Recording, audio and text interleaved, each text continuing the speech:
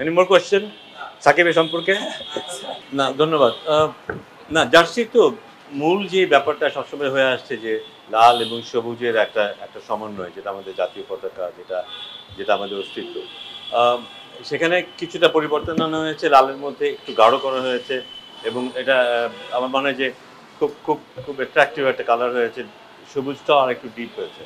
So এর পাশাপাশি বাঘকে কিছু লতাপাতার মধ্যে দিয়ে গোল্ডেন একটা একটা ভাইব তৈরি করা হয়েছে সেখানে। সবকিছু মিলিয়ে আ একটা তো কালারফুল ব্যাপার আছেই। কিন্তু একটা কনফিডেন্স, একটা আস্থা, একটা নির্ভরতা, এই সবকিছুই যেটা আমরা দেখতে চাই আমাদের জাতীয় দলের মধ্যে, জাতীয় দলের খেলোয়াড়দের মধ্যে, সেটাই এখানে দেখাতে চেয়েছি আমরা। এবং আশা করব যখন জাতীয় দল এটা পরে যখন খেলবে, তারাও সেই অনুভূতিটা পাবে এবং সামগ্রিকভাবে এটা আমাদের চোখে খুব সুদিং লাগবে। স্যার, এর আগে আমরা একবার বিশ্বকাপে দেখেছিলাম জার্সির জন্য একটা ওপেন একদম একটা কনটেস্ট ছিল স্যার। এমন কিছু করা যায় কিনা? সেক্ষেত্রে আরো বেশি প্যাকড হবে, অনেক ভালো ভালো ডিজাইন আসবে এবং অনেকে অনেক বেশি প্যাকড হবে, এরকম করা যায় কিনা? বা ভবিষ্যতে না, না, অবশ্যই, অবশ্যই। আমার মনে হয় যে এইসব ব্যাপারে সবার ইনক্লুশনটা খুব জরুরি। সবাই যেন তাদের তাদের মতো করে পছন্দটা ইনভলভ হতে পারে, এটা খুব জরুরি। হয়তো আল্টিমেটলি একজনেরটা আসবে, কিন্তু হতে পারতো এখানে হয়তো ৫,০০০ আগ্রহী আ আ ফ্যান এখানে হয়তো পার্টিসিপেট করছে। আল্টিমেটলি হয়তো একজনেরটা পছন্দ হবে। কিন্তু সবাই মিলে যে পার্টিসিপেট করছে, এটা খুব গুরুত্বপূর্ণ। সো বাট আমরা যতটুকু এটাতে করেছি সেখানেও কিন্তু আমি দেখেছি সবাই খুব আগ্রহ নিয়ে দেখেছে, আগ্রহ নিয়ে মন্তব্য করেছে। সবাই যে একেবারে ভালো মন্তব্য করেছে তা না, কারো সমালোচনা আছে, which is correct. So but এগুলি খুব ইন্টারেস্টিং একটা ব্যাপার। একটা দলের কাছাকাছি নিয়ে আসে সবাইকে।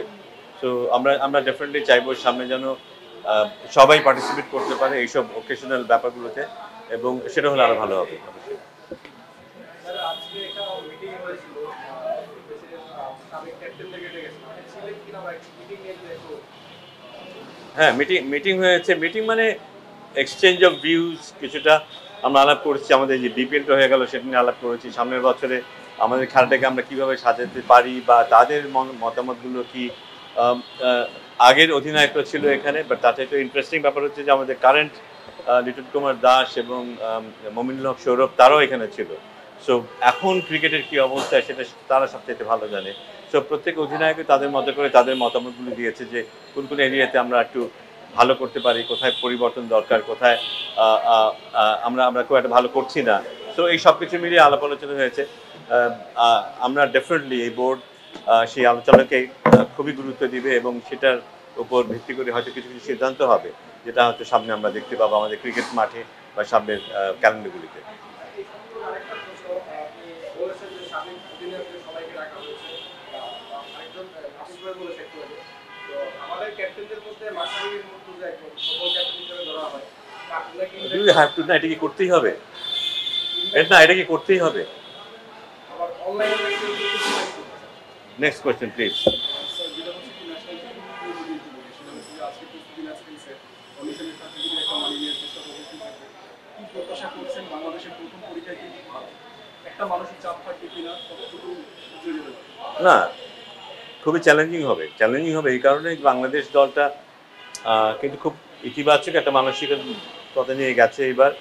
আ আ যেন ভালো ক্রিকেট খেলতে পারে, শুধু ভালো ক্রিকেট না জিততে যেন পারে সেজন্য। সো ১ম এই ভারতের মুখোমুখি হওয়াটা ডেফিনিটলি চ্যালেঞ্জের ব্যাপার তো থাকবেই। কারণ ওরা খুব ভালো খেলছে, ভালো দল। আ তারপর আমার মনে হয় যে আমাদের দলের মধ্যে আমরা যথেষ্ট বিশ্বাস দেখেছি। তারা একটু নতুন ব্র্যান্ডের ক্রিকেট খেলানোর চেষ্টা করছে। পাশাপাশি আমাদের বোলিংটা নিয়ে কিন্তু আমাদের যথেষ্ট আস্থা আছে। আমরা মনে করি আমাদের বোলিং অ্যাটাকটা বিশ্বমানের। সো ব্যাটারদের দেখছি কিন্তু রিসেন্টলি ভালো ব্যাটিং করছে। তো সবকিছু মিলিয়ে বোধহয় আমাদেরও যথেষ্ট কারণ আছে বিশ্বাস করার যে আমরা খুব সহজে একটা প্রতিপক্ষ হব না। স্যার, বোলিং এর তুলনায় যদি ইন কম্পারিজন ব্যাটিং এর কথাটা যদি বারবার উঠে আসছে, রান ৩০০ প্লাস করতে হবে, ব্যাটারদের একটু মানসিক চাপ থাকবে, কারণ আপনার শুরু করার দিকে কিন্তু আপনার ভালো একটা শুরু এনে দিতে হবে। সেক্ষেত্রে আপনি তাদেরকে কি করছেন, কিংবা শান্ত আছে তাদের উপর কতটা আস্থা রাখতে পারেন? আ না, আস্থা তো রাখতেই হবে। কারণ তারা খুব গুরুত্বপূর্ণ প্লেয়ার। কারণ এরা এরা সবাই কিন্তু টার্মিনাকে দেখিয়েছে এরা বড় ইনিংস খেলতে পারে, গুরুত্বপূর্ণ ইনিংস খেলতে পারে। এবং একটা দলে কিন্তু কম্বিনেশনটা ভালো করার জন্য বিভিন্ন ধরনের খেলোয়াড় দরকার। আমাদের এখানে সেই কম্বিনেশন কিন্তু আছে। একটা সময় আমাদের ডিফেন্সিভ মাইন্ডসেটের খেলোয়াড়ের সংখ্যা বেশি ছিল।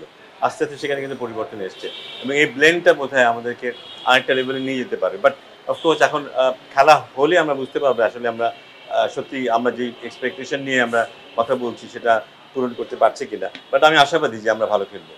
স্যার যেই আমাদের যে গ্রুপ, আপনি কি বাংলাদেশকে সেমিতে দেখছেন কিনা? যদিও যাওয়ার আগে ক্যাপ্টেন খুব গাছ দিয়ে বলে গেছে, খুব ইতিবাচক বিষয়টা যে আমরা ট্রফি জিতেই যাচ্ছি। এটাকে নিশ্চয়ই পজিটিভ হিসেবে দেখছেন, বাংলাদেশকে সেমিতে দেখছেন। না, ক্রিকেট তো আমরা জানি ক্রিকেট আমাদের একটা খেলা। আমরা যদি কাগজে কলম হিসাব করি তারা কিন্তু বলে দিতে পারি এর সাথে জিতবে, ওর সাথে জিতবে, ও চ্যাম্পিয়ন হবে, আমরা বলে দিতে পারি, কিন্তু কিন্তু সেটা যে তেমন করে হয় না সেটাও সত্যি। কিন্তু সো আমার মনে হয় যে আমরা এমন একটা দল যাদেরকে কেউ যদি আন্ডার এস্টিমেট করে, এমন একটা দল অন গিভেন ডে আমরা অলমোস্ট যে কোনো দলকে এখন হারাতে পারি, সেরকম শক্তি আমাদের আছে। কিন্তু সেটার উপর ভরসা করে নিশ্চয়ই আমরা বলতে পারি যে হ্যাঁ আমরা অনেক দূর পথ যেতে পারবো। চ্যাম্পিয়ন হতে পারবো কিনা I am not sure about that, but কোনো ব্যাপারে নিশ্চয়তা নেই, কিন্তু অনেক দূর যাওয়ার মতো শক্তি এই দলটার আছে। বাট একেবারে যে যাবেই সে নিশ্চয়তাও দেওয়া যায় না। কিন্তু একটা সময় ছিল যখন আমরা বলতাম যে না ভালো খেলতে পারলেই হলো, হয়তো আমরা যেতে পারবো। বাট আমার মনে হয় সেই কাজ থেকে বোধহয় একটু বেরিয়ে এসেছি আমরা, আর একটু শক্ত করে আমরা এখন বলতে পারবো যে না আমরা আরো শক্ত প্রতিপক্ষ।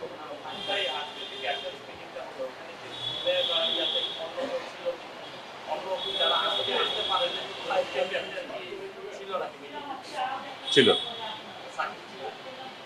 না। Any more question? সাকিবের সম্পর্কে? Thank you.